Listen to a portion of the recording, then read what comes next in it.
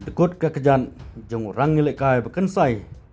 jong klub Bayern Munich ubaderu orang ngilekai negeri Germany katau Jamal Musiala. Itu mentangnya sengap kambenya yakni kubor. Hakapor belekai bat kano ke klub bat kumno ulah kedia kate kejat jong sengap ik video hadu manakun. Jamal Musiala orang ngilekai ke klub Bayern Munich umla isu banilekai nang mentah kapor ka becerong bah. Adin bulu dekut kekejan bat kejat jeng kapor bulu syarem no ha klub welcome ha ke Paris Saint-Germain ha ke sengi sajan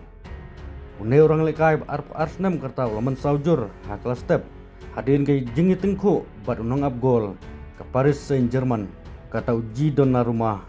kat bana geleng Jamal Musiala nang persang mensut ya ke bol saka gol ban nageleng uti gol jong PSG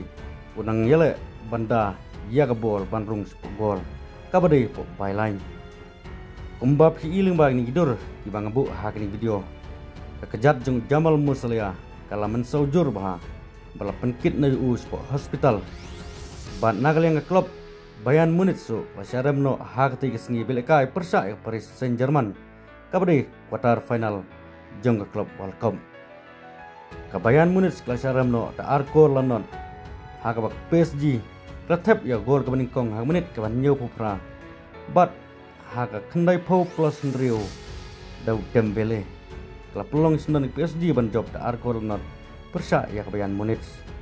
artili rekan layok PSG kata Pacho bat Hernandez unong elam ke Bayern Munich kata Vincent Kompany uang baka jing mensau ke bejur bahajung Jamal Musiala hak jing syarem jongki hak quarter final jong klub welcome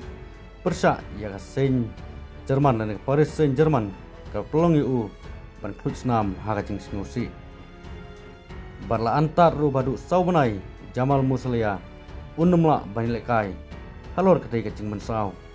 ban la penkit marmar EU sepo Germany kawai ne hospital ki bapau hak kategori ban syak sumar mardor